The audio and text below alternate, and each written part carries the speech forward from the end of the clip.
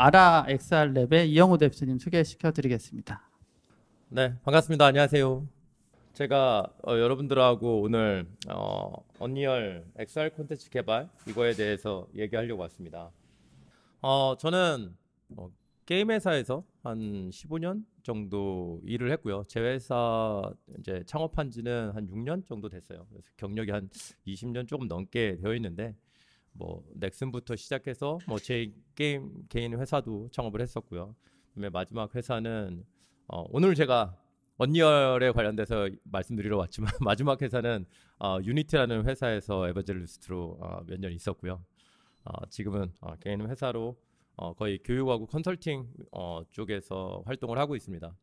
제가 언리얼 쪽에서 강의하고 이렇게 하게 된 경우는 일단 에픽게임즈 코리아한테 이런 강의라든가 여러 요즘에 판교라든가 이런 쪽에서 기업들이 굉장히 많은 요청들이 있어요. 관련된 뭐 게임 회사뿐만 아니라 버추얼 프로덕션이라든가 그 다음에 일반적인 전시 회사 이런 쪽들까지 언리얼에 대한 수요가 굉장히 많아요. 그래서 저희 쪽에 그런 도움들도 많이 서로 요청하고 해서 제가 또 언리얼 책을 하나 작년에 낸 게 있었어요. 그래서 그거에 대한 것도 집필을 했고 또 해서 겸사겸사 여러분들한테 최신 언리얼 XR 콘텐츠 개발에 대해서 개발 기법 이렇게 거창하게 얘기를 했지만 언리얼로 프로젝트를 진행하려고 할 때 혹은 혼자 공부하시는 분들이 진입점이 굉장히 어려운 부분들이 있어요. 그래서 그런 부분하고 그다음에 각각의 직군들이 모여서 프로젝트를 하게 되는데 그럼 직군들이 모였을 때 어떤 방식으로 작업을 하는지 요즘에 인공지능도 많이 나오잖아요. 인공지능이 언리얼 엔진하고 어떻게 붙어서 작업할 수 있는지 그다음에 어떤 서버도 백엔드 서버가 있고 연결이 계속해서 실시간으로 연결돼서 하는 서버들이 있어요. 그런 서버들 간에 서로 간에 연결 작업은 어떻게 하는지 그런 것들이 언리얼 엔진과 함께 붙어가지고 콘텐츠를 어떻게 만들어지는지 이런 것들에 대해서 좀 얘기를 해보고 그 뒤에는 이제 언리얼 엔진 5가 나오면서 굉장히 많은 혁신적인 제작 환경에서의 변화가 많이 일어났어요. 그래서 그 부분에 대해서 주목할 만한 기능들 우리가 한번 잠깐 소개 정도만 할 거고요.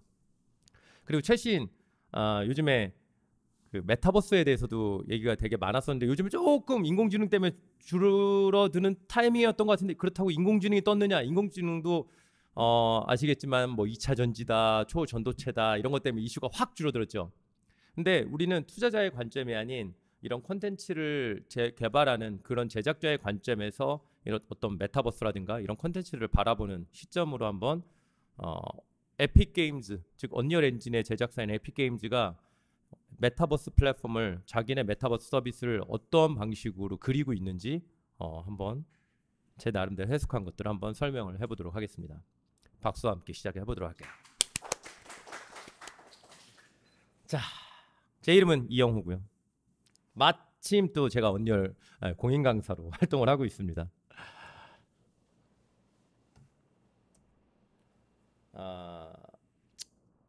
언리얼 엔진으로 콘텐츠를 개발하기 위해서 몇 가지 방법이 있는데요. 여러분들이 엔진을 접할 때 저런 언리얼 엔진 같은 경우는 어떤 식으로 콘텐츠가 만들어지는지 이거에 대한 궁금점이 있을 거예요. 쟤는 언어를 뭐 어려운 언어를 사용한다던데 혹은 언리얼 엔진은 굉장히 에디터에서 쉽게 만들 수 있다고 하던데 혼자서도 다 할 수 있나? 어떤 직군끼리 어떻게 해야 되나? 이런 궁금점이 있으실 것 같아서 먼저 쉬운 개념으로 한번 여러분들한테 진입점을 한번 잡아볼게요. 언리얼 엔진 같은 경우에는 이런 레고라는 레고 아시죠? 이런 레고라는 콘텐츠하고 굉장히 유사한 콘텐츠 개발 방법을 가지고 있어요. 레고는 여러분들이 지금 이렇게 화면을 보시는 것처럼 레고는 마트에 레고를 사러 갔다고 치죠. 그럼 박스를 하나 샀어요. 그럼 그 박스에 들어있는 것들을 한번 볼 거예요. 내용물을 막 쏟아보면 그 안에는 아래 보시는 것처럼 단순하게 저런 레고 블록들이 들어있을 뿐이에요. 누군가는 그 안에 뭐가 들어있을까요? 물어보면 설명서요. 굳이 레고 박스를 열었는데 그 안에 설명서요. 그죠? 근데 거기에는 레고 블록들이 들어있어요. 근데 레고 블록을 하나하나 보면은 이걸 가지고 뭘 하지라는 생각이 들 수 있어요. 분명히 레고라는 패키지를 구매했을 때는 우린 저 패키지를 만들어야지 하고 생각했을 텐데 실제로 레고 박스를 열어서 여러분들이 쏟아보면 그 안에는 뭐가 들어있어요? 레고 블록 덩어리들이 들어있어요. 그 하나하나만으로는 도대체 무엇을 할지 우리가 알기가 힘들어요. 그런데 레고 블록은 어때요? 하나하나 조립을 하죠. 그렇죠? 그 레고 블록들을 하나하나 조립해서 형체에 있는 어떤 물체를 만들어내게 돼요. 그 물체들을 내가 원하는 우리가 있는 지금 이 공간 같은 곳에다가 하나씩 가져다가 배치를 하게 되는 거죠. 배치된 레고 블록이 하나하나의 공간들이 쌓여서 우리가 진짜 구매하고 싶었던 그 사서 우리가 만족을 느끼고 싶었던 그 레고라는 컨텐츠가 만들어지게 돼요. 이게 언리얼 엔진으로 컨텐츠를 만드는 방법도 유사합니다. 어떻게 되는지 한번 볼까요? 언리얼 엔진하고 레고하고의 이런 차이점이 있어요. 레고 블록은 언리얼 엔진에서는 컴포넌트라는 용어를 쓰고요. 구성 물질들이에요. 걔네들 하나씩 하나씩 조립을 합니다. 조립을 하면 가상 공간에 우리가 가상 공간에서 활동할 수 있는 어떤 액터가 돼요. 또 영화 같은 곳처럼 액터 하나하나가 돼요. 우리 사람뿐만 아니라 여러분들이 계신 책상이라든가 의자 이 모든 것들도 레고 블록 덩어리들이 조립돼서 만들어져 있다고 보는 거예요.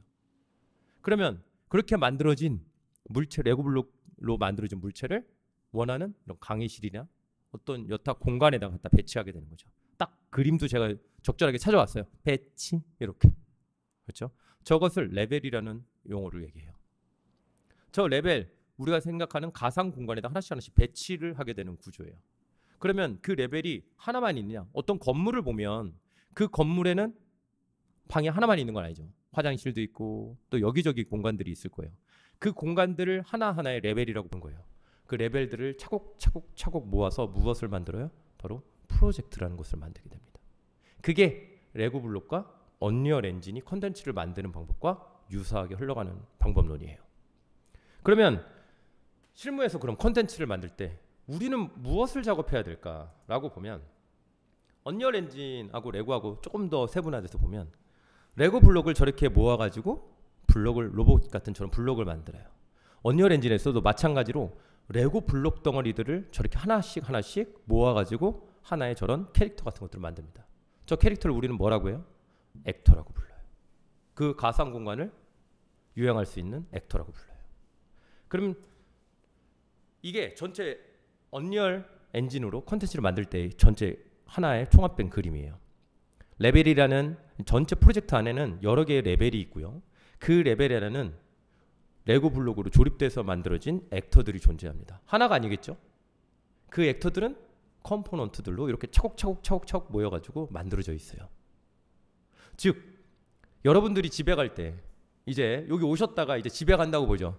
집에 갈 때 교통 뭐 대중교통도 이용해야 되고 또 집도 멀어. 하필이면 또 오다 보니까 차도 많이 막히던데요. 집에 빨리 가고 싶어. 여러분들한테 여기에서 사은품으로 아이언맨 레고 블록을 하나 갖다 딱 준다고 보시죠. 그러면 어떻게 해요? 여러분들은 아이언맨 레고 블록을 손에다가 착착 붙이는 거죠. 이제부터 난 집에 갈 때 어떻게 갈 수 있어요? 이렇게 그쵸? 레고 블록을 떼면 그냥 일반인이죠. 붙이면 아이언맨의 역할을 우리가 수행할 수 있게 되는 거예요. 언리얼 엔진도 마찬가지로 이렇게 되어 있어요. 레고 블록을 하나하나 붙여놓고 즉 그래서 언리얼 엔진은 어떠한 누군가가 미리 아이언맨 레고 블록처럼 누군가가 만들어 놓은 레고 블록을 우리가 구매해서 쓸 수도 있고요. 그 구매할 수 있는 장소를 마켓플레이스라고 해요. 어떤 스토어 개념이 있어서 거기서 우리가 구매해서 우리가 직접 붙여서 쓸 수 있고 만약에 요즘에 영화 같은 거 할 때 가상 공간에서 언리얼 이용해가지고 현실 공간과 막 합성해가지고 영화도 많이 제작해요. 그런 것들을 버추얼 프로덕션이라고 하는데 그럴 때 우리가 그 모든 것들을 다 만들어야 되느냐? 그렇지 않아요. 누군가는 그게 필요해서 레고 블록을 만들었단 말이죠. 그 레고 블록을 상거래 사이트에 올려놓는 거예요. 그럼 우리는 어떻게 해요? 구매. 그때 우리가 잘하는 거 현질 이런 걸 하면 어때요? 내가 그 기술을 알지 못해도 갖고 있지 않아도 어때요? 내가 그걸 구매하는 순간 나도 이제부터 이번에 놀란 감독 나왔더라고요. 크리스토퍼 놀란 감독 될 수 있는 그런 현상이 되는 거죠. 개인이 그 영역까지 이제 침범할 수 있게 되는 구조예요. 물론 이것들을 하기 위해서는 여러 가지 또 다른 기법들과 전문가들이 붙어서 작업을 해야겠죠. 그래서 언리얼 엔진이 지금 시장에서 굉장히 많은 인기가 있고 단순하게 게임이라든가 메타버스, XR 분야뿐만 아니라 그런 영화 산업까지, VFX 산업까지 언리얼 엔진이 침투되어 있는 이런 이유라고 볼 수가 있겠어요. 굉장히 쉬운 제작 방식을 갖고 있죠. 구매만 할 수 있느냐? 그렇진 않아요. 저희가 직접 제작할 수 있는 구조이기도 해요. 좀 더 보면 직군들로 보면 크게 세 가지 직군을 나눠서 볼 수가 있고요. 전체 이들을 통틀어서 우리는 개발자라고 해요. 많은 사람 분들이 개발자 하면 프로그래머라는 저 직군 하나로 한정 짓는 분들이 계시는데 실제 그렇지는 않고요. 이 컨텐츠를 개발할 때 투입되는 모든 인원들을 우리는 흔히 개발자라고 얘기를 해요. 대표적인 개발자로 기획, 프로그래머, 아트 저 세 가지 직군이 있고요. 기획 쪽에는 뭐 PD, PM 이런 여러 가지 직군들이 같이 포함된다고 볼 수가 있겠어요. 프로그래머는 저 프로그래머 안에도 클라이언트 프로그래머, 서버 프로그래머, R&D, 그 다음에 쉐이더 프로그래머 여러 가지 직군들이 다 들어와서 프로그래머라는 직군을 이루어요. 그리고 아트도 여기에서 아트라는 거는 우리가 흔히 그래픽 디자이너 이렇게 한정 짓지만 그렇지만은 않아요. 사운드도 만들 수 있고요. 여러 가지 우리 배우로 치면 배우가 연기를 할 때 코디네이터들이죠. 그렇죠? 그런 여러 가지들을 만들어 주시는 분들을 우리는 아트라고 해요. 저 세 가지 직군들이 모여서 실제 프로젝트라는 걸 만들게 되고요. 기획은 먼저 자기의 콘텐츠를 만들고 싶은 혹은 요구사항을 분석된 기획서를 작성해서 프로그래머하고 아트한테 보통 보내줍니다. 그걸 가지고 하나씩 자기들만의 레고 블록을 만들게 돼요. 그렇죠? 어떤 거는 구매하고 어떤 거는 야 우리가 직접 만들자 해서 레고 블록을 만들게 돼요. 그 레고 블록을 지금 가운데 보이시는 빨간 선이 지금 모이는 저 구조에다가 어떻게 차곡차곡 조립하는 과정이에요. 근데 여기서 재밌는 건 저들이 가로로 일렬로 서 있지 않고 세로로 서 있어요. 저게 굉장히 혁신적인 작업 파이프라인이에요. 왜? 가로로 일렬로 서 있다고 하면 누군가가 끝내지 않으면 누군가는 일을 할 수 없는 구조가 돼요. 근데 저렇게 세로로 늘어놓잖아요. 그러면 모두가 동시에 콘텐츠를 제작할 수 있는 흐름을 만들어낼 수가 있어요. 이것들을 우리는 병렬 구조라고 하죠. 다 같이 동시에 시작해서 다 같이 한 번에 조립하는 거예요. 이제 아트, 그래픽 디자이너가 어느 날 뭔가 작업을 했는데 마음이 바뀌었어요. 그래서 프로그래머도 그냥 박스 덩어리 하나를 가지고 작업을 하고 있었는데 다음날 출근했더니 멋진 외관이 변경된 외관 옷도 입혀져 있고요. 이런 것들을 볼 수 있게 되는 거예요. 병렬로 작업한다는 건 그런 혜택이 있어요. 앞단에서 조금만 잠깐 더 보여드리면 이건 업무 프로세스하고 조금 연관이 있어서 기획 쪽에서 저 지금 레벨에다가 이렇게 배치하는 게 있어요. 그렇죠? 기획 쪽에서 빨간 선 화살표가 위에 있죠.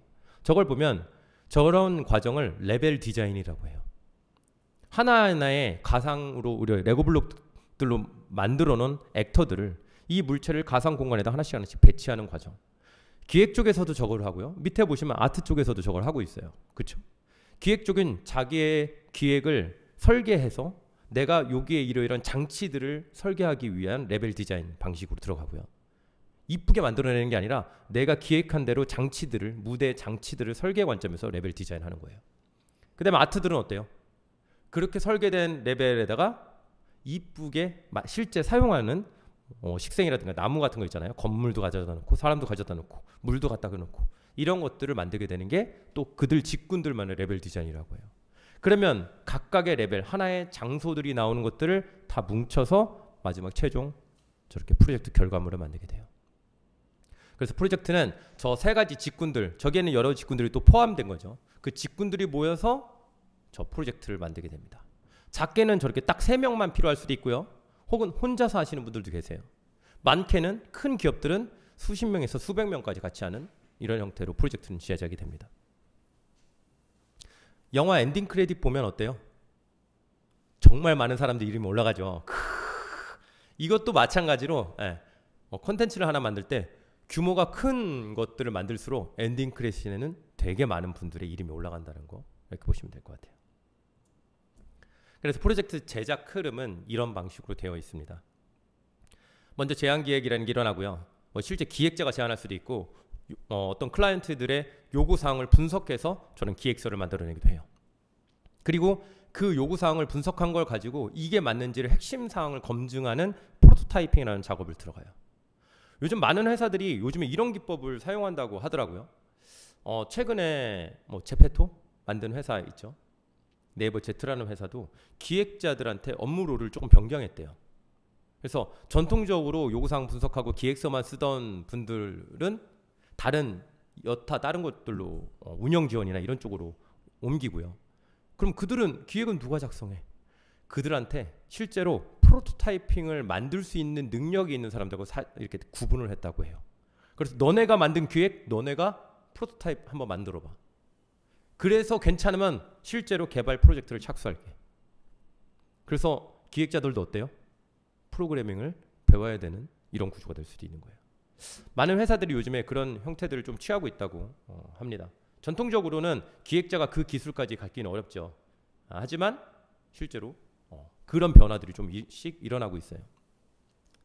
그렇게 프로젝트가 착수가 되면 이제부터 제대로 개발이 들어가고요. 왜? 개발이 착 들어간다는 건 프로토타입 결과물 보고 할지 말지 결정하게 된다는 얘기도 해요. 그쵸? 딱 봤는데 야 이거 뭐야? 이거 안 해. 하지마 하고 드롭할 수도 있어요. 근데 야 이거 괜찮네 하면 고죠. 근데 이거 회사들마다 회사 크기 사이즈가 있는 회사들마다 이거 조금 달라요. 돈이 있고 있는 회사들은 프로토타입 보고 야 이거 아니네. 야 이거 드롭해. 다른 거 만들자 할 수 있어요. 근데 영세한 회사들은 여기다가 직원 인건비를 한두 달, 세 달 막 이렇게 쏟아 부은 거죠. 그러면 이미 엄청나게 많은 돈이 수천이 혹은 수억이 투자가 될 수 있어요. 절대 드랍 못해요. 잘못 만들었으면 잘 못 만든 대로 그냥 가는 거예요. 그래서 저 프로토타입이 정말 중요한 단계예요. 저때 검증되지 못한 채로 진행되면 배가 산으로 가는 경우를 정말 많이 보게 돼요. 그러면 기획서가 계속해서 수정되고 그것들을 계속해서 수정된 작업으로 해야 돼요. 왜? 그들도 뭐가 맞는지 모르니까 계속해서 맞을 때까지 수정할 수밖에 없는 구조예요. 그래서 정말 잘 돼서 들어가면 이제 알파 단계로 갑니다. 알파 버전 단계로 가게 되면 이 알파 버전에서는 실제 전체 기획서를 다 넣는 거예요. 그래서 다 넣어서 전체 기능들이 다 돌아가는 것들을 확인해요. 그래서 다 만들어 놓고 그걸 가지고 내부 테스트를 한번 합니다. 그러면 내부에서 오 괜찮네, 야 이거 기획 괜찮네 해서 이것들이 마무리가 돼요. 그러면 어떻게? 야 이거 사용자들한테 보여줄 수 있는 버전으로 업데이트를 하자. 그게 바로 베타 버전으로 가요. 그래서 베타 버전까지 가면 이제 여러분들한테 오픈 베타, 클로즈 베타 이런 식으로 사용자 테스트를 받을 수 있는 환경으로 넘어가게 돼요. 들어보셨죠? 오픈 베타, 클로즈 베타. 이게 사용자한테 테스트할 수 있는 버전까지 작업이 된 거예요. 이때부터 사용자들한테 보여주고 사용자의 피드백을 받아요. 그래서 사용자들이 이거 좋네, 혹은 서버가 안정화됐으면 좋겠다, 어떤 캐릭터의 밸런싱이 이렇게 됐으면 좋겠다, 이런 것들이 어느 정도 검증이 되면 그것들을 좀 더 잘 반영하고 모아서 최종 마스터 버전 결과물을 뽑아서 출시까지 하게 되는 전체 이런 파이프라인을 가지고 있어요. 제가 종종 파이프라인이라는 이런 단어를 쓰게 되는데 이 파이프라인은 이렇게 제작 공정을 뜻해요. 그래서 정말 많은 분들이 언리얼 엔진을 다루고 싶고 배우고 싶어요. 그 다음에 이거 가지고 서비스를 만들어서 뭐 사업을 하거나 실제로 취업을 하거나 하고 싶어요. 그런데 잠깐 배운다고 해서 되는 게 아니라 이걸 가지고 프로젝트 결과물까지, 팀 프로젝트 결과물까지 만들어내 볼 수 있어야지 사실은 이 저작 흐름을 다 깰 수가 있거든요. 그래야지 현업 사람들하고 대화할 수 있고 서로 들어가서 매칭돼서 작업을 할 수 있는 구조예요. 안 그러면 아무리 내가 혼자서 난다긴다 해도 팀 프로젝트로 들어가면 할 수 있는 게 별로 없어져요. 그래서 아까 말씀드렸던 것처럼 저는 제작 흐름에 의해서 먼저 저 큐브 상태로 저걸 가지고 로직 흐름이라든가 사용자가 뭐 할 수 있는 것들을 다 만들어 봐요. 이게 가능한 거야? 이게 진짜 가능한 거야? 그래서 만들어 봅니다. 그러다가 이제 어때요? 동시에 작업을 하니까 아트가 다음날 이 내용을 업데이트 시켜주는 거예요. 그래서 다음날 출근해 봤더니 짜잔 하고 저런 결과물이 됩니다. 이게 왜 이렇게 가능하냐? 병렬로 자기만의 레고 블록을 자기가 다 알아서 건들 수 있기 때문에. 이게 굉장히 혁신적인데요. 지금 언리얼 엔진을 만드는 회사들 뿐만 아니라 기존에 있었던 모든 어플리케이션, 뭐 단순하게 안드로이드 앱, iOS 앱, 웹 어플리케이션 하나를 만들더라도 보통은 저렇게 동시 작업을 하지 못해요. 다 디자이너가 그래픽 안 줘서 저는 이거 작업 못해요. 버튼 이미지 안 줘서 버튼 기능은 구현하지 못해요. 다 이렇게 돼요. 근데 저것들은 동시에 작업할 수 있게 됨으로써 어때요? 누구 때문에라는 게 없어지고 제작 시간을 정말 타이트하게 줄여낼 수가 있고요. 제작 기간을 줄여낼 수 있다는 건 비용이 준다는 거기도 해요. 그 다음에 언리얼 엔진에서 굉장히 많은 기능들을 사전에 미리 제공하기 때문에 굉장히 고가의 인력들을 줄여줄 수가 있어요. 정말 많은 단기간에 고퀄리티의 싼 비용으로 퀄리티를 있는 컨텐츠를 만들어낼 수 있게 된 게 언리얼 엔진이 시장에서 지금 차지하고 있는 포지션이라고 볼 수 있겠어요. 이게 가능한 이유는 언리얼 엔진이 이렇게 생겼어요. 이게 언리얼 요번에 5.2 5.2 버전이에요. 지금 5.3 버전 프리뷰까지 나와 있는 상태인데 5.2 버전의 지금 개발 환경입니다. 여기 안에서 아까 말씀드렸던 기획, 그 다음에 프로그래머, 아트 이 세 가지 직군들이 심지어 테스트하는 직군들까지 다 들어와서 여기에서 작업을 하게 돼요. 그래서 정말 중요한 건 팀 프로젝트 경험이다. 혼자 할 때는 내가 다 아니까 함부로 안 건들거든요. 내가 건드려도 내가 만든 거니까 의미가 없어요. 괜찮아요. 수정해도. 근데 서로 다른 직군들이 다른 직군이 만든 것들을 건들지 말아야 되는 것들을 건드려 버리면 큰일 나죠. 내가 이거 하나 하려고 내가 한 달을 밤을 샜는데 이 사람이 이건 뭐지? 하고 지웠어. 그렇죠? 한 달 다시 밤새면 되죠. 그럼 큰일 나죠. 멱살 잡는 경우가 생길 수 있어요. 이거 큰일 납니다. 그래서 여기에서부터 정말 팀 프로젝트 경험이 굉장히 중요하다는 거 한번 말씀드릴 수가 있고요. 다른 직군들은 뭐 여러분들이 또 웬만하면 다 아실 수 있어요. 언리얼 엔진을 선택할 때 언리얼 엔진의 시각화 어떤 기술들은 좀 뒤에다가 또 말씀드릴 거예요. 근데 제일 많이 오해하시는 것들 중에 언리얼 엔진은 그냥 어떤 시각적인 코딩 하나로 다 되더라. 언리얼 엔진의 사실 홈페이지라든가 홍보 사이트 들어가 보시면 저 블루프린트라는 저거만으로 모든 걸 만들 수 있는 것처럼 좀 얘기가 되고 있는 부분들이 있어요. 실제로 그런 산업 분야가 있고 그렇지 못한 분야는 훨씬 더 많아요. 그래가지고 오해하실 것 같아가지고 이 부분을 잠깐 말씀을 드리면 이 블루프린트라고 저렇게 시각적으로 우리가 원하는 곳에다가 드래그 앤 드랍으로 배치해놓고 이때 이거 기능 작동에 이렇게 연결해서 블루프린트라고 이렇게 만들어낼 수 있어요. 실제로 CG라든가 VFX 있죠. 영화 산업 이런 데서는 저것만으로도 굉장히 엔지니어들이 충분히 다 활용을 합니다. 실제로 저기에 이미 다 만들어진 기능을 이때 주인공하고 배경하고 합성해야지 그럼 이렇게 가져다 놓고 클릭하면 돌아가는 거예요. 이때 이거 해야지 클릭 이런 식으로 시각화를 해요.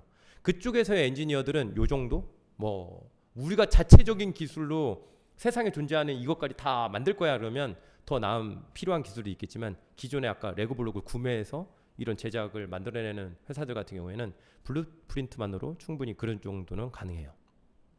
그런데 우리가 어떤 메타버스라든가 XR 콘텐츠들을 만들려고 하면 요거만으로는 부족해요. 왜? 거기부터는 정말 많은 가상 공간을 만드는 거잖아요. 기획자가 생각하는 그 가상 세계라는 관점이 들어가기 때문에 그것들을 다 그 사람 머릿속에 있는 걸 여기다 탁 넣어 놓으려고 하면 이런 식이 돼요. 알아보시겠어요? 그 사람 머릿속인 거죠, 이건. 그렇죠? 진짜 그 사람 머릿속에 있는 형태처럼 저렇게 돼버립니다. 저기에서 뭐 하나 수정하려고 하거나 문제가 있잖아요? 그럼 찾기 어려워요. 정말 힘들죠. 근데 최근에 저한테 뭐 작년 초부터 재작년인가요? 계속해서 저한테 요청이 오는 것들이 있어요. 저는 이제 학생들도 가르치거나 교육기관에서 이렇게 교육도 진행하지만 기업들 컨설팅이나 기업 이제 엔지니어들을 제가 트레이닝도 시키거나 해요. 뭐 LG전자나 이런 데 자문위원들도 있고 삼성전자나 이런 데 내부 엔지니어들 트레이닝 시키고요. 가까이는 판교나 이런 데 기업들 내부 엔지니어들도 제가 트레이닝을 시켜요. 그들이 많이 원하는 지점 뭐냐면 유니티 개발자들을 언리얼 개발자로 좀 바꿔줄 수 있을까요? 이거예요. 그것들을 해요. 그런데 최근에 작년 하반기부터 되게 재밌는 의뢰들이 되게 많이 들어오는 게 이런 거예요. 우리는 언리얼 엔진을 이용해서 한 3년 정도 프로젝트를 진행해 왔어요. 진짜로 몇 개 막 정부 사업도 하고 이것저것 해가지고 실제로 출시한 것도 많이 있어요. 근데 저한테 교육을 요청해요. 되게 궁금하죠. 이미 그 정도면 되게 잘하는 회사여야 되는데 왜 나한테 교육을 요청할까? 가봤더니 그들은 블루프린트만으로 프로젝트를 한 거예요. 근데 만들어야 되는 사이즈가 점점 커질수록 저런 상황이 오니까 도저히 관리가 안 돼. 그래서 그들이 필요한 건 실제 저 복잡도를 글로 써내려고 할 수 있는 코딩 스타일이 필요해요. 그게 바로 저런 언어, 실제 컴퓨터 프로그래밍 랭귀지, 실제로 C++라는 언어를 가지고 만들어내야 되는 부분이에요. 실제 시장에서는 저것을 다룰 수 있는 엔지니어가 훨씬 많이 부족한 편이고요. 그리고 여러분들이 뭐 게임잡이나 사람인 혹은 뭐 잡코리아 이런 쪽에서 웬만한 요즘에 이런 쪽 관련된 회사들 들어가 보면 언리얼 엔진은 굉장히 많이 엔지니어들을 필요로 해요. 거기에서는 조금 더 한정 짓자면 이런 쪽을 다룰 수 있는 엔지니어 이런 사람들을 지금 많이 필요로 합니다. 그래서 C++로 콘텐츠를 만들어낼 수 있느냐, 이렇게 되지 않고 이렇게 만들 수 있기 위해서 요 구조로 만들어낼 수 있느냐가 굉장히 핵심이에요. 저걸 가지고 직군들끼리 모여서 다 제작할 수 있는 이 경험치를 가지고 있느냐가 굉장히 중요한 상황이라고 볼 수 있겠습니다. 그래서 프로그래머는 저 두 가지를 다 다루게 돼요. 그렇다고 C++라는 저 코딩만으로 가는 건 아니고요. 저것과 아까 시각적으로 비주얼 스크립팅이라고 해요. 저 두 개를 다 동시에 연동해서 다룰 수 있어야 돼요. 그게 프로그래머가 가진 스킬이고, 기획자나 어떤 아티스트나 이쪽에서는 저 블루프린트나 이런 쪽 가지고 작업도 많이 합니다. 왜? 기획자가 자기의 머리에 있는 어떤 흐름을 만들어낼 때는 저렇게 시각화된 블루프린트 저걸 이용하고요. 그 안에 들어가는 핵심 굉장히 긴 그런 것들은 프로그래머가 C++로 만들어줘요. 그래서 굉장히 많은 거 있죠. 우리가 단순히 걷다 하나만으로도 다리를 올리고 내리고 얼만큼의 속도로 애니메이션도 나오고 되게 많은 내용들이 나와요. 근데 기획자 입장에서는 어때요? 프로그래머가 그거 다 해주면 기획자 입장에서는 플레이 하면 되죠. 그렇죠? 캐릭터 걷기 플레이 하면은 되잖아요. 그 안에 들어가는 실제 동작들은 저 C++라는 곳에서 해주고, 이렇게 두 가지를 다 다룰 수 있는 능력치가 필요하다는 얘기예요. 이것도 궁금하실 것 같아서 한 가지 한번 가져와 봤어요. 프로젝트별 제작 흐름. 제가 여기에는 엑셀 콘텐츠만 넣어놨는데 많은 곳들이 학생이나 어떤 기관이나 이런 쪽에서 자기들끼리 프로젝트 하는 경험치는 많이 생길 수 있어요.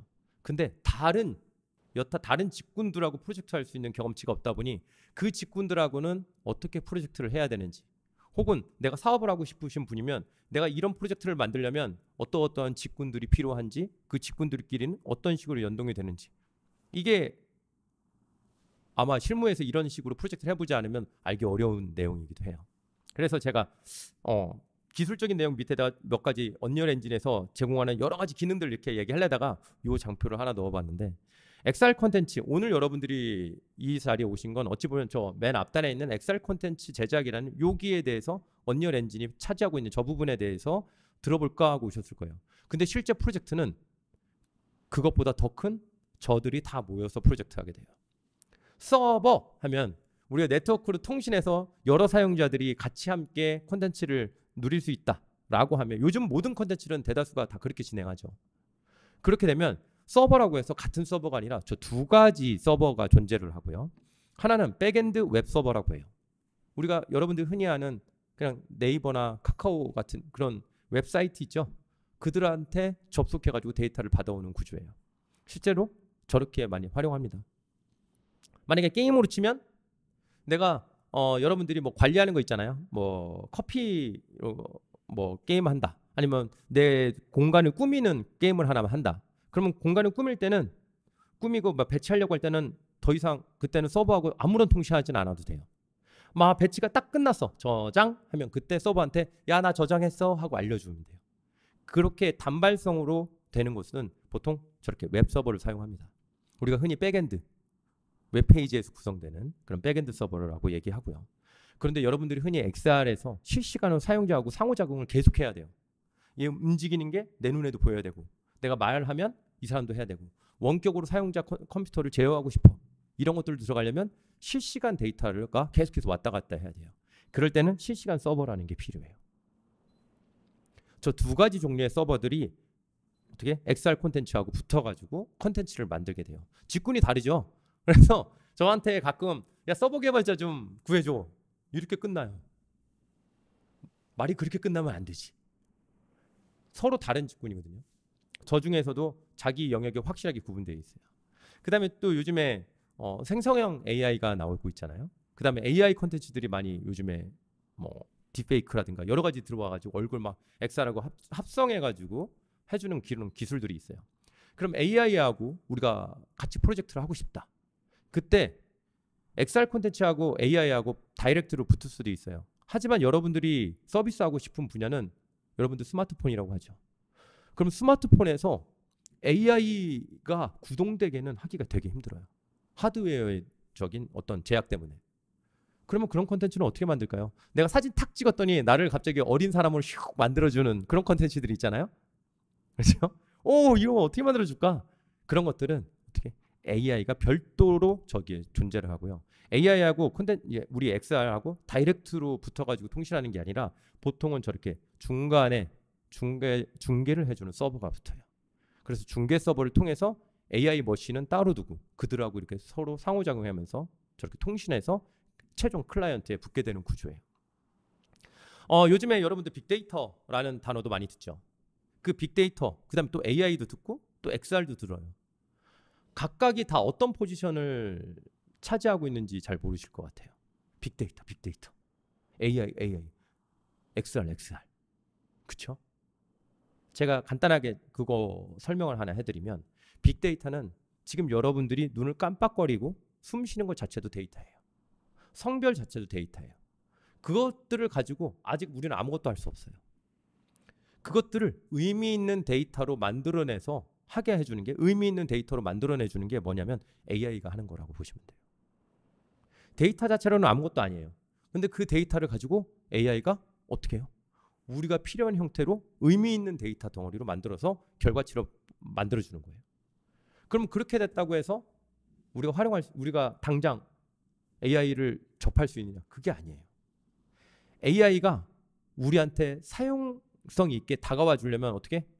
마지막 최종단에 사용자하고 AI하고 붙을 수 있게 만들어주는 어플리케이션이라는 이 단계가 필요해요. 그게 바로 XR 콘텐츠가 차지하는 공간이에요. 스마트 팩토리 그런 거 들어보셨나요? 디지털 트윈. 어떤 하드웨어를 공장으로 자동화시키고 싶어요. 그래서 물리적인 공간과 가상 공간을 통합하고 싶어요. 그때 관리자라는 개념이 필요할 거예요. 그 관리자한테 기계들하고 1대1 붙을 수 있게 해주는 게 그게 바로 어플리케이션이에요. 우리 XR이 차지하고 있는 부분이에요. 그래서 모든 AI가 아무리 떠도 XR이 없으면 결과적으로 사용이 될 수가 없는 거죠. 그런 부분이라고 보시면 돼요. 생성형 AI가 활용이 되려면 어디다 쓸 곳이 있어야 되잖아요. 그게 바로 XR 콘텐츠라고 보시면 되겠어요. 버추얼 프로덕션 오늘 여기 촬영하시고 하는데 여기다가 저를 합성해가지고 가상공간으로 착 보내주실 수도 있으신가요? 만약에 없으시다면 지금부터 언리얼 수업을 한번 들어보시면 되겠습니다. 그죠? 버추얼 프로덕션은 기존 전통적인 우리나라에서 유명한 그런 회사들 있죠. 뭐 덱스터도 있고요. 여러 가지 회사들이 있을 거예요. 그 회사들이 버추얼 프로덕션을 만들어내는 구조가 보통의 경우에는 제가 그냥 크게 약식으로 이렇게 해봤는데 촬영하고 그 촬영된 것들을 편집하고요. 그리고 그것들을 VFX에서 최종 효과까지 CG 입혀가지고 마지막 최종 완료 버전까지 만들어내는 이 구조로 볼 수 있어요. 근데 한 2년 전부터 되게 신기한 게 그 제가 말씀드린 그런 여타 유명한 그런 회사들의 핵심 그런 작업자들이 개발자들이 퇴직을 해서 저희 교육장으로 다시 교육 이수를 받으러 와요. 언리얼 엔진을 배우려고. 왜 그러냐? 이 부분 때문에 그래요. 제가 저 VFX 쪽을 밑에다가 이렇게 깔아놨잖아요. 저게 왜 그러냐면 촬영과 편집이 끝난 다음에 원래는 VFX라는 저게 들어갔었는데 지금은 어떠냐면 저 초창기 촬영하고 편집할 때 같이 이미 CG가 들어가요. VFX가. 그래서 LED 월이라고 하는 전체 공간을 뒤에다가 우리 녹색 화면 같은 거 있잖아요. 네, 그거보다 또 조금 더 진보된 게 LED 월이라는 게 있어요.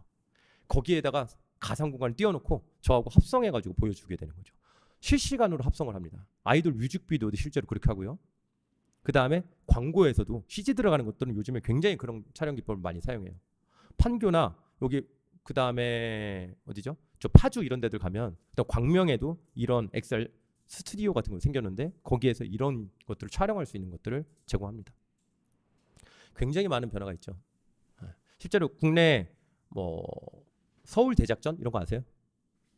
서울 대작전, OTT, 뭐 스위트홈, 그렇죠? 그 다음에 스타워즈 그런 뭐 이런 것들 나오는 거 있잖아요. 요즘 제작되는 그런 것들은 다 언리얼 엔진하고 합성해서 다 같이 작업해요.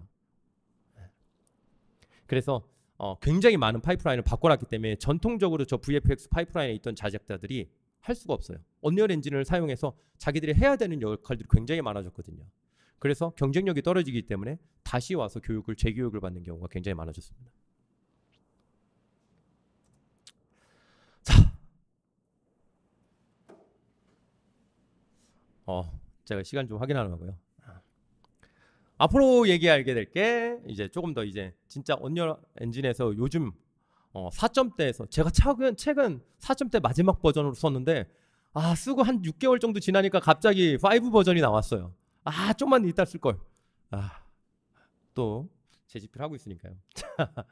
언리얼 엔진이 5 버전 나오면서 정말 혁신적인 결과물들이 만들어지게 돼요. 굉장히 사실적인 그래픽으로 유명한 게 언리얼 엔진인데 그것들을 만들어내는 진짜 차세대 개발 이런 기술들을 적용하게 됩니다. 그래서 제가 이런 슬로건을 밑에다가 한번 써봤어요. 언리얼 엔진이 무엇을 추구하기 때문에 저렇게 점차 변화되고 있을까? 저는 유니티 출신이라고 했잖아요. 그렇죠? 이것도 입이 간질간질해서 얘기해주고 싶지만 자, 언리얼에 한정해서 말씀드려보면 언리얼 엔진 같은 경우에는 저런 슬로건이 있는 것 같아요. 편하게 그리고 빠르게 그래도 퀄리티 있게. 저기다가 조금 더 첨언을 하자면 최고 퀄리티 있게 이런 느낌으로 가는 것 같아요. 그래서 저런 부분들을 하기 위해서 굉장히 필요한 어떤 기술적으로 해야 되는 부분들이 있는데 그것들을 굉장히 간편하게 만들어내고 그것들을 정말 빠르고 그 다음에 속도와 이런 것들이 다 개선되고 심지어 엄청 후덜덜한 결과물을 만들어내게끔 이렇게 합니다. 대표적인 게 나나이트라는 게 5점대에 들어와요. 5.0에서 나나이트가 소개됐는데 이게 들어오면서 많은 업체들이 저한테 요청을 하죠. 저희 유니티 엔지니어를 언리얼 엔지니어로 바꿔주세요의 대표적인 사항이 바로 이 나나이트예요. 이 나나이트는 제가 이렇게 여러 가지를 써놨죠. 그런데 한마디로 얘기하면 이거예요. 어떤 디자이너 아트들이 자기가 표현할 수 있는 어떤 제약적인 사항이 있어요. 난 진짜 후덜덜한 이런 콘텐츠를 만들고 싶은데 하드웨어 제약 때문에 리소스를 다 넣을 수가 없어요. 그래서 줄여야 돼요. 그래서 우리가 흔히 폴리곤이라는 용어를 써요. 메쉬 덩어리를 이제 가상현실에서 어떤 아까 액터라는 것들을 표현할 때 그들의 뼈대 구조를 만드는 것들을 메쉬라고 해요.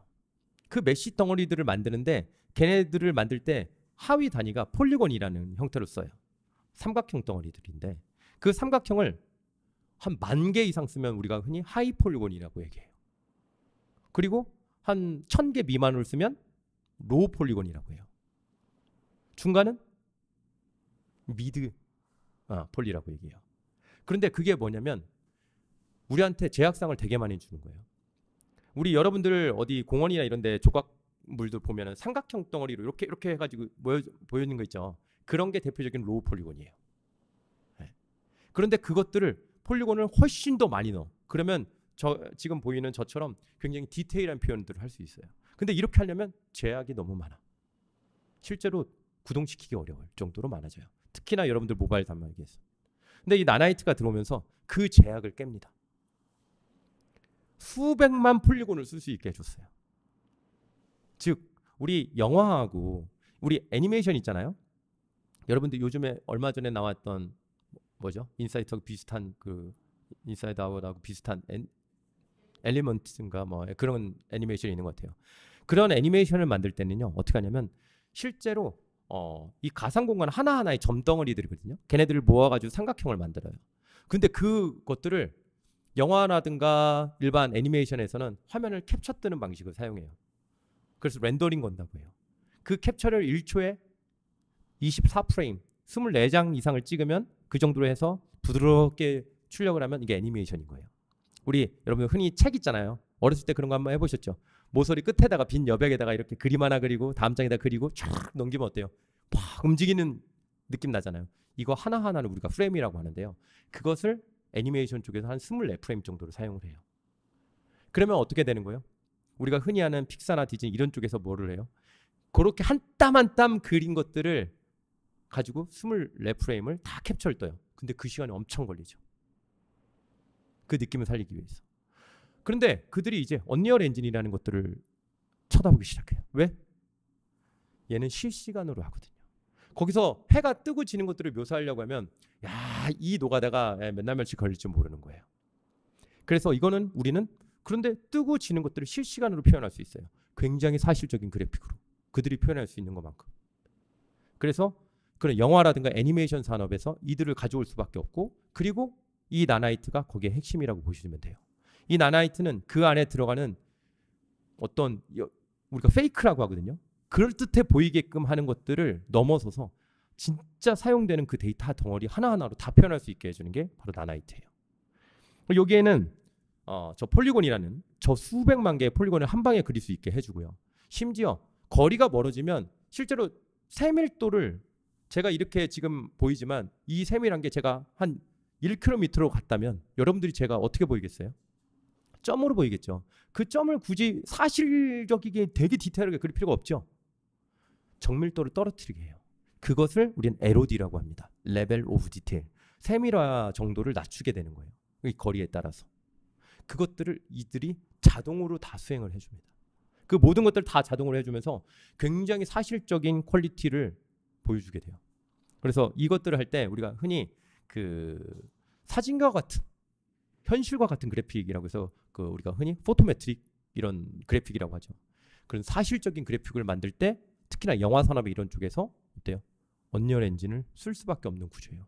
실제로 현 그쪽 산업 분야에서는 언리얼 엔진이 거의 99.9%를 사용하고 있다고 에픽 게임즈 언리얼 엔진 쪽에서 얘기를 하더라고요. 저는 모르겠지만 그쪽에서 우리는 거의 100% 사용해요 라고 하는데, 또 다른 쪽에서는 아니야 우리도 조금 사용해. 하지만 절대적으로 많이 사용되는 건 사실이에요. 자, 이 나나이트라는 게 가상 공간을 데이터를 마음껏 사용해서 가상 공간을 구축할 수 있게 됐다면, 사실적인 저런 그래픽을 연출할 때는 저들만 필요한 거 아니에요. 여러분들이 잠깐 눈을 감아보세요. 뭔가 보이나요? 아무것도 안 보이죠? 사실적인 그래픽이 의미가 있나요? 눈을 감았는데? 의미가 없죠. 심지어 이 공간에 불을 다 꺼놨다고 보죠. 눈을 감은 거랑 똑같죠.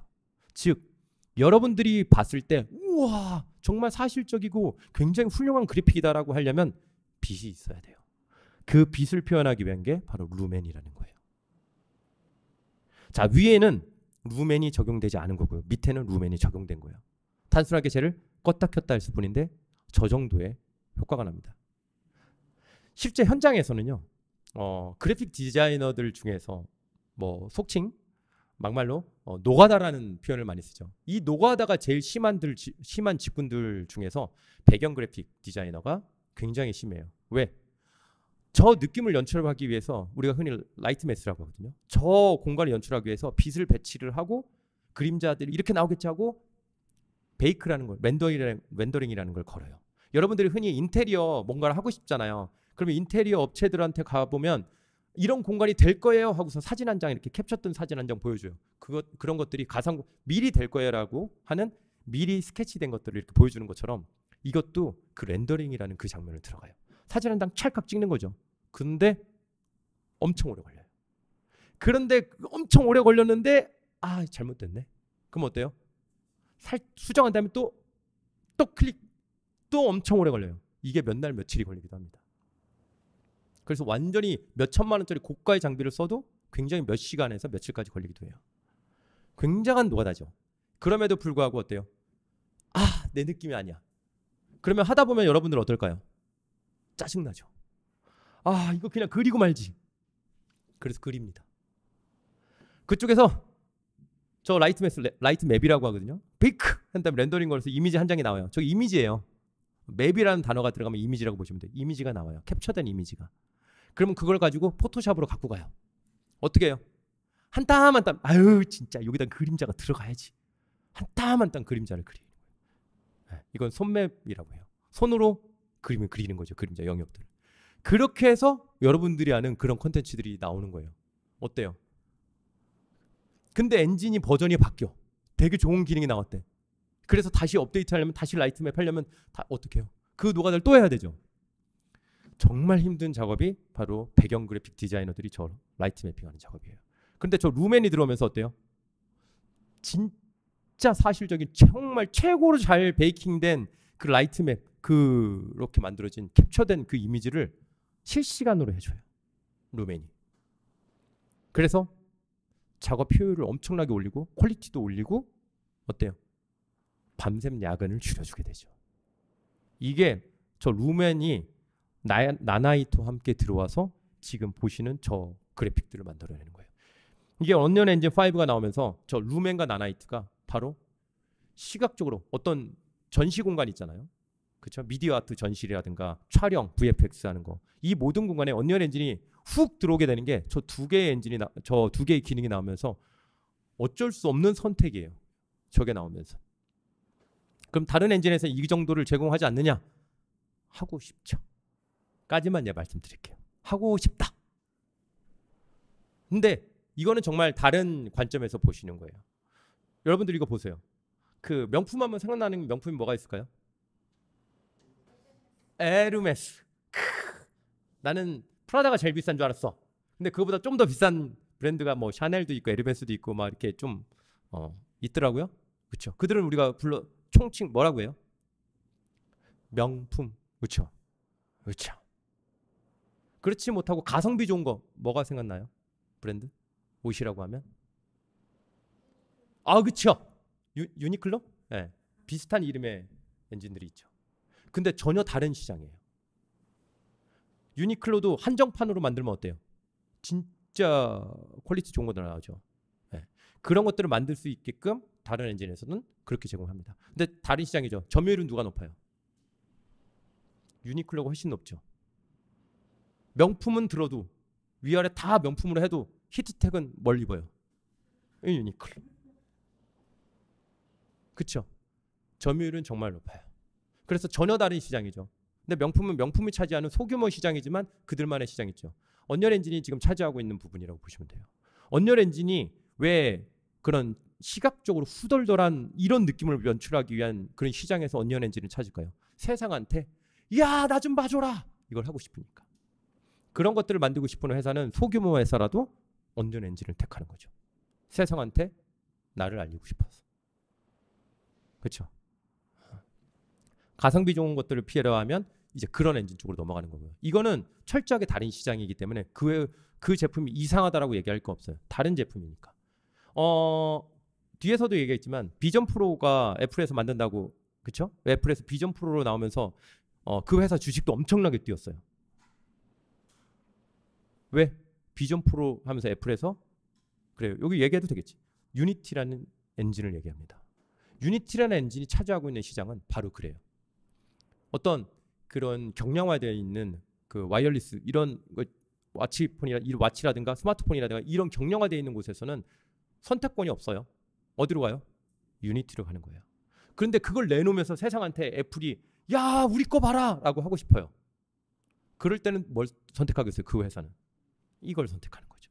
일반 유저들은, 개발자들은 뭘 선택해요? 유니티를 선택하는 거고요. 데모 버전을 만들고 싶어요? 에픽에서 만드는 이 언리얼을 선택하는 거죠. 정말 다른 시장인 거죠. 그래서 뭐가 더 훌륭하다고 얘기할 수가 없어요. 마켓이 다르기 때문에. 자, 유니티는 오해하지 마시고요. 전 유니티 출신입니다. 유니티 정말 좋아하고요. 자, 그래서 저 작업 사전에는 뭐예요? 진짜 엄청나게 힘든 작업이었어요. 그래서 저것들을 해결하게 해준 게 바로 루멘. 그 다음에 또 하나가 이제 공동 작업을 하려고 할 때 아트 레벨 디자인이라고 아까 요걸 이런 얘기를 썼었잖아요. 이 레벨을 만들고 싶을 때 한 사람이 정말 저 엄청나게 넓은 월드를 다 만들어야 되나? 여러 명이서 작업하고 싶으면 어떻게 해야 되나? 이게 기존에는 레벨 스팀이라는 구조로 해서 언리얼 엔진에서 제공을 했었는데 이게 월드 파티션이라는 이 새로운 이 기능이 추가가 됩니다. 얘는 그냥 그 월드 공간을 그리드 단위로 다 쪼개요. 격자 단위로 다 쪼갠 다음에 거기에다가 이렇게 배치되는 구조예요. 그리고 하나하나 이거는 네가 해, 이건 네가 해, 나눠서 작업할 수 있는 게 정말 훌륭하게 되어 있어요. 그래서 정말 많은 이제 레벨 디자이너들이 들어와가지고 작업할 수 있어요. 그래서 하나의 파일을 동시에 작업을 했다고 치면 어때요? 누구 걸로 써야 되나? 그렇죠? 야, 나 이거 작업하고 있는데 네가 여기다가 이걸 해버리면 어떡해? 그럼 너 끝날 때까지 난 기다리고 있을게. 이 상황이 와야 되죠. 그런데 이제 동시에 작업할 수 있는 구조가 정말 편리하게 들어왔어요. 물론 기존에도 레벨 스트리밍에는 그런 구조가 있어요. 그런데 얘는 조금 더 편하게 그 부분들이 되어 있고요. 심지어 이 월드 파티션은 저 그리드라는 것들이 내가 정말 넓은 월드, 여기 서울시만큼의 월드를 만들었다고 치면 그 공간을 다 로드에서 쓰는 게 아니에요. 내가 딱 필요한 공간만큼을 얘가 다 메모리에다 올려주고 사실적으로 표현할 수 있게끔 올려주고 내가 움직일 때 그거에 맞춰서 자동으로 로드되고 없어지고 이 구조를 만들어냅니다. 그리고 아까 말씀드렸던 것처럼 멀리 있는 거면 보여요, 안 보여요? 굳이 보일 필요 없는 것들을 자동으로 그것들을 다 밸런싱을 조절해서 다 작업을 해줘요. 정말 훌륭한 기능이 들어가 있고요. 그 다음에 이 컨트롤 리그, 이게 추가되면서 언리얼 엔진이 이제 뒤에서 메타버스에서 얘네가 왜 이렇게까지 모든 걸 엔진에다가 다 넣어주려고 하지? 이런 궁금증이 생겨요. 요거 보면 컨트롤 리그는 애니메이션을 실시간으로 우리가 필요한 것들을 다 제공할 수 있게, 우리가 언리얼 엔진에서도 애니메이션을 만들 수 있게끔 해줘요. 그리고 심지어 FKIK라고 해서 애니메이션을 동적으로 제작할 수 있게 뭐 애니메이션 클립이 있어요. 그럼 내가 고개를 이렇게 돌리는 애니메이션을 하나 만들었다고 치죠. 그러면 이것만 우리는 플레이할 수 있는 거예요, 실제로. 그런데 이거 말고도 여러분들이 저한테 질문을 해서 제가 그쪽을 쳐다봐야 돼요. 그럼 고개가 어떻게 해야 되죠? 다시 돌아가야 되죠. 심지어 저쪽에서 보면 또 이렇게 돌아가야 돼. 이 애니메이션을 어떻게 다 만들어? 이것들을 하기 위한, 실시간으로 하기 위한 기법들이 이 컨트롤 리그 안에 탑재가 됐어요. 그래서 풀 IK라고 해서 여러분들이 물건을 하나 집으려고 해서 손을 바닥에다 가져대면 어깨와 목과 허리, 이 모든 것들이 자동으로 그냥 굽혀져요. 그런 애니메이션도 자동으로 일어나고요. 우리가 흔히 뒤에서 또 나오겠지만 메타휴먼 이런 거하고도 붙어가지고 작업할 수 있게. 그리고 가상 공간에서 제가 현실에 있는 내가 가상 공간에 있는 캐릭터하고 같이 막 이렇게 얘기를 하고 싶어요. 그래서 야, 너 나 따라해 볼래? 그래서 내가 손을 흔들면 걔도 나를 따라서 동쪽으로 손 흔들고 저하고 같이 춤도 추고 이런 것들을 한다고 치죠. 그런 것들을 다 매칭되게 할 수 있는 게 바로 이 컨트롤 리그라는 거예요. 자, 그 다음에 모델링.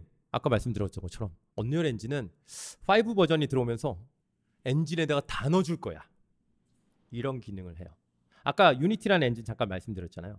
유니티라는 엔진은 엔진을 경량화시키는데 경량화시켰어요. 물론 지금 굉장히 많은 기능들이 들어갔지만 엔진 자체는 경량화가 돼 있어요. 그래서 가벼운 플랫폼에도 다 들어갈 수 있어요. 그런데 유니티 엔진은 아무것도 없는 기반에서 시작을 해요. 아무것도 없어요. 그냥 빈 공간에서 그냥 시작하는 거예요. 그런데 거기서부터 만들어 올려야 되는데 유니티라는 엔진은 에셋 스토어라는 것들을 갖고 있어요. 정말 막강하죠. 언리얼 엔진이 침범하지 못하는 구간이기도 해요. 비슷한 마켓이지만 규모가 어마어마합니다. 거기에서 뭐 할 수 있냐면 또 살 수 있어요. 그 사서 필요한 엔진에서 제공하지 않는 필요한 기능들을 다 다운받아가지고 만들어낼 수가 있어요. 즉 에셋 스토어를 이용하면 언리얼 엔진만큼 만들어낼 수 있는 게 또 유니티예요. 그러면 언리얼 엔진은 어떠냐? 에셋 스토어 필요한 것들을 또 우리도 사서 구매해서 다 하냐? 언리얼 엔진은 좀 달라요. 그냥 거기에서 필요한 거 우리 엔진에다 다 넣어줄게. 이런 느낌이에요. 그래서 이 안에서 여러분들이 흔히 뭐 3ds max나 블렌더 여러 가지 시네마 4D 이런 데서 작업했던 것들이 있잖아요. 그것들을 언리얼 엔진에서도 이제 사용할 수 있게끔 되는데 그 정도까지 뭐 디테일한 정도까지는 아니에요. 하지만 계속 발전되는 방향들이 디테일을 점점 추가되는 형태로 들어가고 있어요. 모델링까지 가능하게 해줘요. 심지어 모델링 한 다음에 아까 컨트롤 리그 있잖아요. 그게 리깅이라고 애니메이션을 할 수 있는 이 구조까지 만들어주고 텍스처 UV까지 펼 수 있게 이 구조까지 다 가지고 있어요. 이게 언리얼 엔진이 가져가고 있는 형태예요. 그 다음에 5.2 버전에서 실험 버전으로 얘네가 제공한 건데 이 앞으로 이게 베타나 이쪽으로 넘어가게 될 거예요. PCG라고 Procedural Content Generation인데 이게 오면서 또 하나의 아까 빠르고 간편하고 퀄리티 있게 이게 바로 이거에 또 하나가 들어가요. 우리가 가상 공간을 디자인하고 싶은데 저렇게 지금 화면에 보이시는 것처럼 요런 화면이 있죠. 앞쪽에서 저런 화면이 있어요. 그러면 저 화면을 우리가 나무도 배치하고 저 물체를 하나 이동시키고 이런 것들을 할 때 어떨까요? 그러면 얘를 이동시키면 거기 있던 거 다 지운 거 다시 이렇게 갖다 놓고 막 우리가 다시 재배치 시켜줘야 되는 이런 구조일 텐데 지금 저희 GIF가 안 돌아가는데 저게 움직이면 자동으로 그 주변 상황을 얘가 파악해가지고 돌이랑 나무랑 이런 것들 자동 재배치 다 해줘요. 그리고 내가 요 정도 영역을 지어주고 여기에다가 나무의 배치, 돌의 배치, 건물의 배치들을 해주잖아요. 하다못해 사운드나 어떤 배치되는 캐릭터라든가 이런 것까지 지정해 줄 수 있어요. 그런 것들을 몇 개를 지정을 해주잖아요. 그러면 알아서 얘가 다 만들어줘요. 그게 5.2 버전에 이거 들어가 있고요. 여러분들이 사이트에 가서 이것들을 테스트해 볼 수 있어요. 굉장히 편한 구조로 되어 있는데 얘네가 이것들을 이 에픽 게임즈에서 이것들을 해주는 건 무엇을 위해서 얘네가 이 그림을 가지고 가고 있을까요? 모델링도 하게 해주고 심지어 이 안에서 애니메이션까지 다 제작할 수 있게 해주고 심지어 가상 공간까지 다 즉석에서 다 재생될 수 있게 해주고 이런 기법을 사용할 수 있어요. 또 하나 그래픽 디자이너들한테는 굉장히 혁신적인 발전인데요. 이 서브스트레이트라는 게 하나가 추가됩니다. 서브스트레이트도 아직 정식 버전은 아닌데요. 이 서브스트레이트가 지금 베타 버전인가 아마 들어가 있을 거예요. 얘가 이제 다음 버전에서 정식 버전으로 들어가게 되는데 이 서브스트레이트는 기존에는 이 머티리얼이에요. 물체 3D 공간에 어떤 물체를 화면에다 표현하고 싶을 때는 두 가지 데이터가 필요해요. 하나는 아까 말씀드렸던 메쉬, 뼈대 데이터. 우리가 조각상의 삼각형 덩어리들 이런 것들이 하나의 데이터고요. 그 다음에 저희가 보이는 것처럼 이렇게 스킨들을 입히죠. 이 옷도 있고 이런 것들을 하려면 재질이라는 게 필요해요. 이런 재질을 우리가 머티리얼이라고 하는데 이 재질은 그동안에 어떤 식으로 제작이 됐었냐면 하나의 결과물에다가 다 이렇게 합성해서 이렇게 될 거야 라고 했어요. 한 층에다가 결과물들을 다 그러니까 도화지 하나에다가 다 그리는 거죠. 물감을 덧칠해가지고 이렇게 그려서 하는 거예요. 그런데 생각해 보시면 우리 실제 세상을 한번 생각해 보세요. 먼지가 하나 여기에 끼어 있다고 보면 원래 표면이 있을 거잖아요. 그 위에 원래 표면 위에 또 다른 재질이 하나 옷이라도 입었으면 옷이 있을 거고 그 위에 먼지가 덮여져 있겠죠. 즉 층을 이루고 있다는 얘기예요. 실제로는 그렇게 되는데 지금 현재 진행되는 모든 3D 이런 컨텐츠를 만드는 엔진들은 어떻게 되어 있냐면 한 장에다가 마치 스케치북 한 장에다가 그냥 덧칠해가지고 그려서 마지막 결과물을 만들어내는 구조예요. 이게 전통적인 방식인데 이렇게 층, 즉 레이어를 둬서 만들 수 있게끔 만들어지는 게 바로 이 서브스트레이트예요. 그럼 어때요? 기능별로 레이어별로 얘는 먼지를 넣고 싶어 안 넣고 싶어 이것들을 쭈르륵 가져다 놓고 만약에 여기에다가 먼지가 내려앉아서 그 기능을 연결만 해주면 그냥 먼지가 그때부터는 내려앉는 거예요. 흙이 튀었어요. 흙이 내 몸을 촥 튀었어. 그게 연결되면 그냥 내 몸에 묻는 거예요. 레이어를 하나씩 쌓는 구조니까. 되게 경량화되고 간편하게 제작될 수 있는 구조라고 합니다. ML 디포머. 언리얼 엔진에서도 AI를 제공합니까? 이런 질문들이 많은데 실제로 있어요. 언리얼 엔진에서도 AI 모델을 학습해서 할 수 있는 게 있고요. 그리고 그 중에서 ML 디포머라는 게 있어요. 이제 마야 플러그인을 제공해서 마야에서 우리가 필요한 뼈대가 있거든요. 뼈대에 이런 본들이 박혀져 있을 거예요. 관절. 이런 관절들을 지정을 해서 얘네들 내가 움직일 때 저 근육 구조들이 학습되어 있는 실제로 우리가 머신러닝을 학습되어 있는 구조 자체로 저런 움직임들을 만들어내고 싶어 라고 마야 플러그인을 통해서 그런 것들을 제작을 해요. 그러면 그것들을 언리얼 엔진을 갖고 와서 우리가 흔히 머신러닝 학습을 시킨다고 하죠. 그것들을 딱 학습 트레이닝 버튼을 쫙 누르면 전 처음에 우리가 일일이 움직이면서 이거 하나하나 다 해줘야 돼요? 알통 이거 하려면 우리가 이만큼 하나, 둘 이런 것들 해줘야 되나? 했는데 그게 아니에요. 마야에서 이렇게 될 거야 라는 것들을 해놓고 그것들을 언리얼로 가져와서 트레이닝 해주면 그게 학습이 돼서 보이는 저런 움직임들을 만들어내는 애니메이션들을 제작할 수가 있어요. 정말 사실적으로. 그래서 기존에 제작되는 이런 움직임이나 이런 것들을 좀 더 사실적이고 더 간편하고 빠르게 제작할 수 있다라는 게 ML 디포머, 머신러닝을 이용해서 들어오는 거고요. 메타휴먼 많이 들어보셨나요? 메타휴먼은 메타휴먼 크리에이터라고 이런 툴이 있어요. 거기 안에 들어가가지고 여러분들이 필요한 그런 캐릭터를 실시간으로 만들어 볼 수 있어요. 제가 밑에다가 사진으로 보여드린 건 라이브링크라고 그 언리얼 엔진에서 외부 버추얼 프로덕션 카메라하고 연결되거나 혹은 아이폰하고 연결되거나 그런 것들을 연결해서 사용자의 모션들을 캡처할 수 있게끔 만들어서 제공하는 플러그인이에요. 그것들을 이용하면 내가 하면 저 GIF인데 지금 끊어진 것 같아요. 하면은 어떻게 실제 내 얼굴을 분석해서 실시간으로 저 아바타가 애니메이션이 적용되도록 이렇게 처리하는 기술이에요. 이것들이 메타휴먼에서는 저것도 사용할 수 있고, 아까 컨트롤 리그라고 했죠. 그거 가져와서도 실시간으로 애니메이션도 제작할 수 있고. 자, 제가 지금까지 이렇게 풀어온 그림들을 보면 언리얼 엔진에서 보면 다 언리얼 엔진에서 다 하게 해주는 거죠. 그렇죠? 이건 또 무료예요. 심지어 언리얼 엔진도 심지어 무료입니다. 다 무료예요. 여러분들이 학교에서 어디 회사에서 어디에서든 여러분 사용하시려고 하신다면 다 무료예요. 물론 매출이 발생했을 때는 그 매출의 그간에서 비용을 집행해야 되는 것들이 있어요. 그것도 큰 회사들 대상이지 보통 중소기업 쪽에서는 그렇게까지 아니더라고요. 그거는 일단 우리가 학습하고 뭔가를 만들어내는 이 모든 것들은 무료다. 내가 100억 벌었는데 야 100억에 대해서 너 수익 났으니까 나한테 좀 돈 좀 내야 되지 않겠냐? 저는 같으면 기꺼운 마음으로 100억을 벌었다면 아유 여기야. 물론 배는 아프겠지만. 자, 또 심지어 맥 OS를 서포트하기 시작합니다. 기존의 언리얼 엔진을 맥 OS, 맥북에서 돌리려고 하면 맥북이 타들어가는 것처럼 뜨거워져요. 그래서 우리끼리 흔히 이런 농담을 합니다. 야, 맥에서 언리얼 돌리면 거기다 라면 끓여 먹어야 돼. 이렇게 얘기합니다.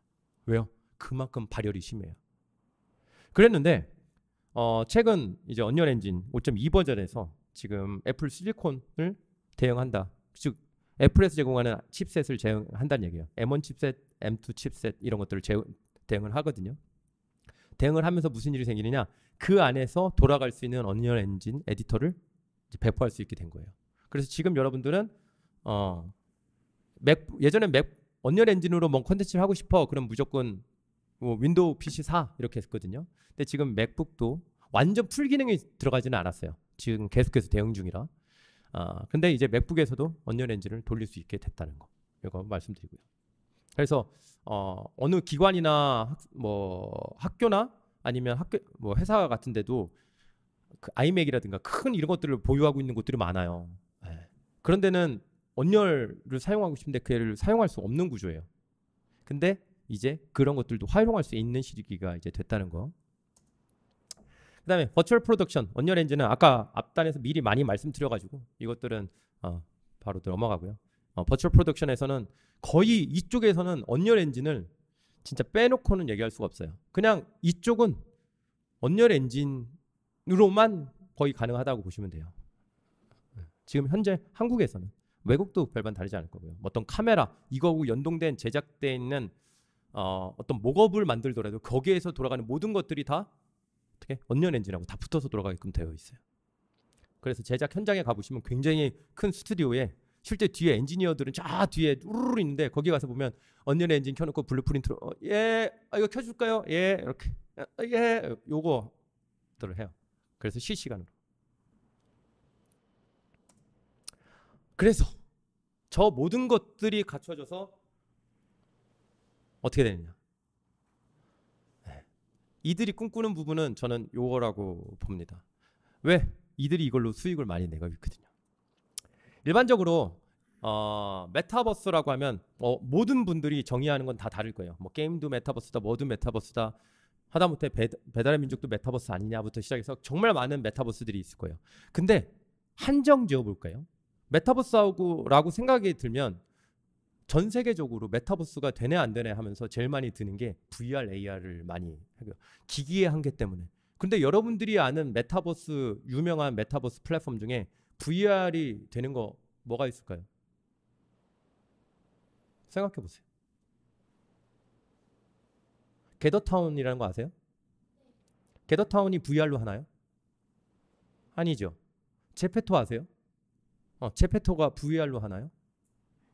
마인크래프트 뭐 얘네들은 할 수도 있고 안 할 수도 있지만 거의 얘네는 VR이 아니죠. 또 로블록스 VR 하나요? 아니에요. 이들이 제공하는 포트나이트 VR이 들어가나요? 아니에요. 유일하게 들어가는 거는 거의 있는지 없는지 모르는 그 메타의 뭐 호라이즌 이런 것들이 있긴 있지만 VR은 실제로 메타버스하고는 어찌 보면 메타버스라는 곳에 하나의 파트일 뿐이지 VR이 대세는 아니에요. 근데 VR이 안 되니까 메타버스는 아니지. 전혀 상관관계가 그렇게 깊지 않아요. 그렇죠? 우리가 아는 모든 메타버스는 지금 시장에서 유명한 메타버스는 거기에는 VR, AR은 없어요. 그렇죠? 그렇다면 그들이 제공하는 서비스 중심으로만 한정지어서 보면 저는 여러분들한테 이런 얘기를 해드릴 수 있을 것 같아요. 지금 보시면 일반적인 게임 혹은 일반적인 어떤 어플리케이션 이들과 메타버스는 어떤 차이점일까? 첫 번째, 우리는 가상 공간이라는 걸로 한정을 짓고요. 가상 공간이라면 게임도 메타버스 아닌가요? 일반 우리도 이번에 XR 하나 뭐 컨텐츠 만들었는데 이거 할 때 우리는 메타버스 하는 회사예요. 예전에는 VR 회사라고 했다가 요즘 메타버스 회사예요. 이래요. 근데 그들이 제공하는 것과 우리가 지금 아까 제가 언급드린 여타 메타버스 플랫폼들과는 어떤 차이점이 있을까를 제가 한번 본 거예요. 그들은 이래요. 자기네가 서비스하는 서비스가 저 게임 호스트라는 게 바로 그거예요. 자기네가 서비스하는 제품이 있어요. 그 공간이 있다고 치죠. 그럼 사용자들은 그들이 만들어 놓은 모든 곳들에 접속해요. 이번에 컴투스에서도 메타버스라고 해서 나왔어요. 네. 사용자가 별로 없는 것 같긴 한데 그들이 제공하는 것들은 제가 해보진 않았지만 다른 데하고 조금 다른 부분이 있는 것 같아요. 왜? 그들이 지금 다 저 안에 들어가는 가상 공간 안에 들어가는 것들을 그들이 다 구축해줘요. 그래서 사용자들은 그 구축된 컴투버스 이런 메타버스 공간 안에 들어가서 그들이 만들어놓은 콘텐츠를 소비하는 거예요. 게임도 그렇죠. 그들이 만들어놓은 게임을 내가 접속해서 게임을 플레이하는 거죠. 그러면 로블록스하고 언리얼 엔진에서 제공하는 포트나이트하고 게더타운하고 그죠? 뭐 제페토하고 일반적인 게임하고 어떤 차이가 있을까? 지금 제가 얘기한 이 얘네들하고 어떤 차이가 있을까요? 저는 이렇게 봅니다. 메타버스 공간 아까 그것들은 메타버스 콘텐츠를 만드는 데들이 자기네가 직접 모든 서비스까지 만들었다면 지금 아까 말씀드렸던 앞에서 보셨던 이 모든 것들은 어떻게 하냐면요. 자기네들만의 메타버스 공간을 누릴 수 있는 플랫폼을 만들고요. 가상 공간이에요. 여기서는 그냥 다중 사용자들 들어와서 그냥 있을 수 있는 공간이에요. 그런데 그 안에서 돌아가는 어떤 서비스를 내가 소모하고 싶어요. 그러려면 누군가 서비스를 만들어서 올립니다. 호스트라고 써는 게 각자 서비스 크리에이터들이 만들어 놓은 서비스들이에요. 즉 기존의 게임과 얘네하고의 궁극적인 차이점은요. 이들은 메타버스 플랫폼을 갖고 있고요. 이들에 올라가는 컨텐츠들은 서비스 크리에이터들이 만들어서 올려주는 구조예요. 그래서 사용자들은 저 메타버스 공간 안에 들어가서 내가 원하는 서비스들을 서비스 크리에이터들이 만들어 놓은 것들을 그 곳을 타고 들어가 가지고 서비스를 즐기는 거죠. 어플리케이션으로 대표적인 예가 배달의 민족 같은 경우를 볼 수 있어요. 배달의 민족이 직접 음식을 만드나요? 아니죠. 그들이 직접 배달을 해주나요? 해줄 수도 있겠지. 그들이 직접 뭐 요리를 하거나 뭐 이런 게 아니에요. 그 배달의 민족을 들어가면 어때요? 우리는 그 안에 올라가 있는 서비스 크리에이터들이 만들어 놓은 서비스들을 배달의 민족을 통해서 우리는 사용을 하죠. 이걸 가상 공간으로 가지고 들어오면 앞에서 말씀드린 이런 결과가 되는 거예요. 리니지는 긴가요? 아닌가요? 리니지는 우리가 그 안에다가 게임을 만들 수 있나요? 어떤 서비스를 만들 수 있나요? 아니에요. 그죠? 어떤 모든 게임들은 뭐 할 수 있나요? 걔네들은 메타버스라고 보기 힘들어요. 왜? 이런 구조, 여기에서 일단 요즘에 메타버스 유저들을 몇억 명씩 확보하고 있는 것들을 보면 다 이런 구조로 되어 있어요. 그래서 사용자들은 저 수많은 저 형태로 되어 있는 헬스케어면 헬스케어, 게임이면 게임, 그 다음에 어떤 소셜 요소면 소셜 이런 것들을 특정화되어 있는 메타버스 공간에 들어가서 각각의 메타버스 공간을 들어가서 내가 원하는 성향대로의 메타버스를 즐기게 되는 거죠. 그렇죠? 이게 메타버스예요. 공통점만 뽑아본 거예요. 그래서 어떻게 이것도 메타버스다 저것도 메타버스다 하는데 그거는 다 메타버스라고 얘기할 수 있어요. 근데 지금 시장에서 몇억 명의 유저들을 포함하고 있는 지금 실제로 제일 잘 나가는 서비스들만 보면 이런 구조로 가지고 있고 제가 언리얼 엔진 얘기하면서 일로 왔잖아요. 왜? 언리얼 엔진의 메타버스인 포트나이트도 이 구조거든요. 소프트웨어적인 관점에서 그러면 저런 구조를 만들어내려면 뭐가 필요하냐면요. XR 기술이라는 게 필요해요. 그게 바로 플랫폼을 만드는 거예요. 그렇죠? 저 플랫폼을 만들 수 있어야 되고요. 그 다음에 저런 플랫폼을 통해서 플랫폼에 올라갈 수 있는 서비스들을 만들어낼 수 있어야 돼요. 그렇죠? 그 서비스들이 필요해요. 그리고 그 서비스들이 구동되게 하기 위해서는 누군가가 만들어줘야 될 거 아니야. 뭘로 만들어줘? 크리에이터 툴이라는 게 필요해요. 그 툴을 이용해서 서비스를 만들어내는 구조죠. 그리고 멀티 유저들이 해야 되기 때문에 멀티플레이어가 필요하고요. 가상 공간에 나를 대변할 수 있는 아바타가 필요해요. 그리고 마지막으로 NFT 죽었네. 투자자들 많이 있으셨죠. NFT. NFT. 그다음에 가상화폐. 근데 이게 참 웃긴 게 투자는 보통 어때요? 초기에 일어나죠.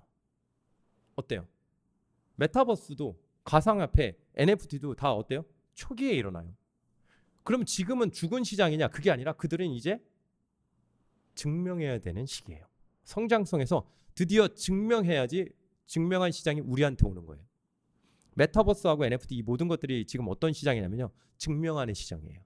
그래서 NFT는 기존에 유명하네, 유행하네 이렇게 했지만 이들이 활용이 되려면 메타버스 공간 안에서 소유권 증명이라는 게 필요해요.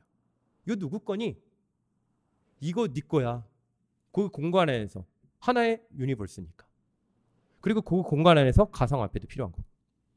그래서 NFT는 투자자분들은 제발 메타버스가 떠라. 이런 게 필요하다고 할 수가 있겠습니다. 자, 그러면 포트나이트 에픽 관점에서 볼까요? 포트나이트는 바로 메타버스 플랫폼인 거예요. 자기들이 스스로 거기 안에서 게임도 할 수 있게 해놨지만 이들은 그 공간 안에다가 이걸 넣어놨어요. 플랫폼이에요. 이 안에 유저들이 직접 콘텐츠를 만들어서 올릴 수 있게 해놨어요. 이게 바로 포트나이트. 이 안에는 가상화폐가 존재합니다. 서로 상거래할 수 있게 V벅스라고 해서 들어가요. 가상 공간에서 상거래가 돼야 됐어요. 또 하나. 그러면 사용자들이 포트나이트라는 공간 안에다가 나만의 서비스를 만들어서 올리고 싶어요. 그러려면 크리에이터 툴이 필요해요. 그게 바로 UEFN. 언리얼 엔진 포 포트나이트 엔진 이거예요. 그래서 어떻게? 지금 여러분들이 언리얼 엔진을 다루게 되면 포트나이트에 올라가는 컨텐츠도 만들 수 있다는 얘기예요. 포트나이트의 제공 UEFN 툴은 조금 몇 가지 제약이 있어요. 일반 언리얼 엔진보다는. 하지만 우리가 아까 얘기했던 나나이트, 그 애니메이션 만들고 가상공간을 실시간으로 디자인하고 이 모든 것들이 왜 들어갔을까요? 이 포트나이트에 올라가는 콘텐츠를 유저들이 만들기 너무 어려우면 저기다가 누가 만들어서 올려. 그렇죠? 쉽게 만들 수 있도록 하는 대응 차원이라고 저는 보고 있습니다. 왜? 저기에서 돈이 정말 많이 벌리니까 그들은 야 이게 시장이구나 라고 생각하는 거죠. 실제로 저 안에 돌아가는 컨텐츠가 엄청 많고요. 그 안에서 매출이 수조 원의 매출이 일어난다고 해요. 다중 사용자들이 함께 저 안에서 플레이할 수가 있고요. 그리고 그 공간에서 나를 대변하는 아바타를 만들 수 있는 것들을 제공해요. 여기뿐만 아니라 뭐가 있었죠? 메타휴먼. 실제로 메타휴먼을 만들어서요. 언리얼 엔진을 갖고 와서 그 안에서 나의 서비스를 만들어서 내 캐릭터도 거기다 올려버릴 수가 있어요. 메타휴먼 캐릭터도 포트나이트에서 돌아가는 캐릭터를 만들 수 있어요. 우리만의 캐릭터 올려놓을 수 있습니다.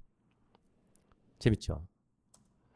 그리고 마지막으로 포트나이트에는 들어가 보시면 어마어마한 서비스들이 있어요. 주술 회전이라고 애니메이션 아시나요 혹시? 있어요. 일본 애니메이션인데 그것도 포트나이트 게임으로 올라왔어요. 그 캐릭터들이 정말 멋지게 하더라고요. 즉 이 포트나이트에는 포트나이트 자체는 메타버스 공간이에요. 그 안에서 실제로 공연도 하고요. 유명 가수들이나 BTS도 거기서 뮤직비디오 쏘고 공연하죠. 그런 서비스들이 올라가요. 포트나이트하고는 상관이 없죠. 근데 그 안에서 또 다른 서비스가 일어나고요. 그리고 그 안에는 이러한 수많은 콘텐츠들이 올라가고 있습니다. 실제로 연에 수조 원의 매출이 일어난다고 해요. 에픽에서 언리얼 엔진에 그런 기능들을 왜 넣고 있을까? 결국에는 이렇게 통합되는 것들이 미래에는 어떻게 더 그려갈까? 또 볼 수 있겠죠.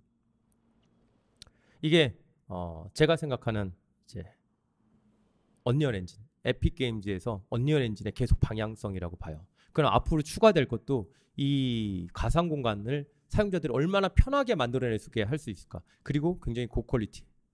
이건 또 하나의 시장일 뿐이고요. 아까 버추얼 프로덕션은 또 다른 시장이에요. 그래서 거기에도 굉장히 많은 기능들이 추가가 되고 있다는 거 아셨으면 좋겠습니다. 자, 일단 저는 여기까지 하고요. 궁금하신 사항 있으면 질문 좀 받겠습니다. 있을까요? 네. 뒤에 30분 30명 정도가 손을 드셨는데요. 제 시간 관계상 질문은 잘 받기가 어려울 것 같고요. 오늘은 여기까지만 인사를 드리도록 하겠습니다. 수고하셨습니다.